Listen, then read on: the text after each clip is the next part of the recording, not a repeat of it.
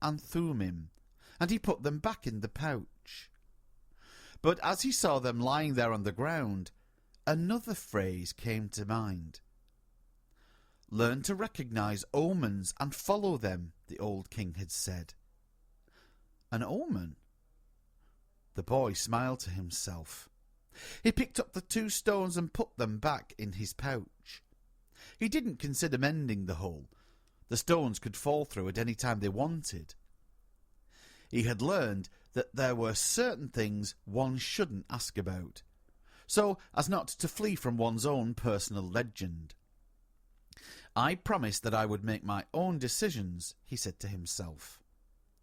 But the stones had told him that the old man was still with him, and that made him feel more confident. He looked around at the empty plaza again, feeling less desperate than before. This wasn't a strange place. It was just a new one. After all, what he had wanted was just that, to know new places. Even if he'd never got to the pyramids, he had already travelled further than any shepherd he knew. Oh, if they only knew how different things are just 2 hours by ship from where they are, he thought. Although his new world at that moment was just an empty marketplace, he had already seen it when it was teeming with life, and he would never forget it.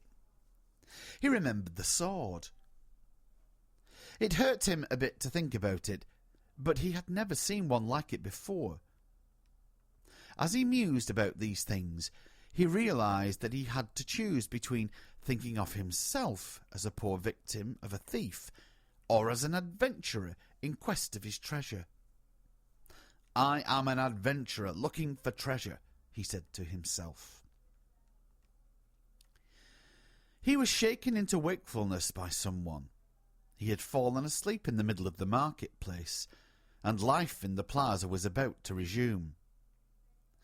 Looking around, he sought his sheep, and then realised that he was in a new world. But instead of being saddened, he was happy. He no longer had to seek out food for the sheep. He could go in search of his own treasure instead. He had not a single cent in his pocket, but he had faith. He had decided the night before that he would be as much as an adventurer as the ones that he had admired in his books. He walked slowly through the marketplace. The merchants were assembling their stalls, and the boy helped a candy seller to do his. The candy seller had a smile on his face. He was happy, aware of what his life was about, and ready to begin a day's work. His smile reminded the boy of the old man, the mysterious old king that he'd met. This candy merchant isn't making candy so that later he can travel or marry a shopkeeper's daughter. He's doing it because that's what he wants to do, thought the boy. He realised that he could do the same thing as the old man had done, sense whether a person was near to or far from his personal legend, just by looking at them. It was easy, and I've never done it before, he thought. When the stall was assembled, the candy seller offered the boy the first sweet that he'd made for the day. The boy thanked him, ate the sweet, and went on his way. When he had gone only a short distance, he realised that while they were erecting the stall, one of them had spoken Arabic and the other Spanish, and they had understood each other perfectly well. There must be a language that doesn't depend on words, the boy thought. I've already had that experience with my sheep, and now it's happening with people. He was learning a lot of new things. Some of them were things that he'd already experienced and weren't really new, but that he had never perceived before. And he hadn't perceived them because he had become accustomed to them. He realised, if I can learn to understand this language without words, I can learn to understand the world. Relaxed and unhurried, he resolved that he would walk through the narrow streets of Tangier. Only in that way would he be able to read the omens, He knew it would require a lot of patience, but shepherds know all about patience. Once again, he saw that in this strange land he was applying the same lessons he had learned with his sheep. All things are one, the old man had said. The crystal merchant awoke with the day, and felt the same anxiety that he felt every morning. He had been in the same place for 30 years, a shop at the top of a hilly street where few customers ever passed. Now it was too late to change anything. The only thing he'd ever learned to do was to buy and sell crystal glassware. There had been a time when many people knew of his shop. Arab merchants, French and English geologists, German soldiers who were always well heeled.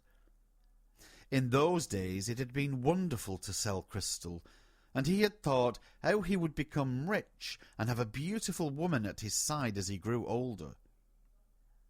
But as time passed, Tangier had changed. The nearby city of Ceuta had grown faster than Tangier, and business had fallen off. Neighbours had moved away, and there remained only a few small shops still on the hill. And no one was going to climb the hill just to browse through a few small shops. But the crystal merchant had no choice. He had lived 30 years of his life buying and selling crystal pieces, and now it was too late to do anything else. He spent the entire morning observing the infrequent comings and goings of the street. He had done this for years, and knew the schedule of everyone who passed by. But just before lunchtime, a boy stopped in front of the shop. He was dressed normally, but the practised eye of the crystal merchant could see that the boy had no money to spend. Nevertheless, the merchant decided to delay his lunch for a few minutes until the boy moved on. A card hanging in the doorway announced that several languages were spoken in the shop. The boy saw the man appear behind the counter. "I can clean up those glasses in the window if you want," said the boy. "The way they look now, nobody's going to want to buy them." The man looked at him without responding. "In exchange, you could give me something to eat." The man still said nothing, and the boy sensed that he was going to have to make a decision. In his pouch he had his jacket. He certainly wasn't going to need it in the desert. Taking the jacket out, he began to clean the glasses. In half an hour he had cleaned all the glasses in the window, and as he was doing so, 2 customers had entered the shop and bought some crystal. When he had completed the cleaning, he asked the man for something to eat.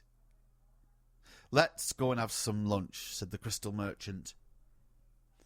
He hung a sign on the door, and they went to a small cafe nearby.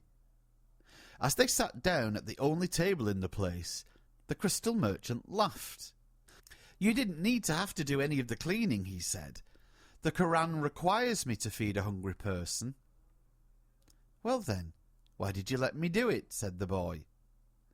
"Because the crystal was dirty, and both you and I needed to cleanse our minds of negative thoughts." When they had eaten, the merchant turned to the boy and said, "I'd like you to work in my shop. 2 customers came in today while you were working, and that's a good omen." People talk a lot about omens, thought the shepherd, but they don't really know what they're saying, just as I hadn't realised that for so many years I had been speaking a language without words to my sheep. "Do you want to work for me?" the merchant asked. "I can work for the rest of today," the boy answered. "I'll work all night until dawn, and I'll clean every piece of crystal in your shop. In return, I need money to get to Egypt tomorrow." The merchant laughed.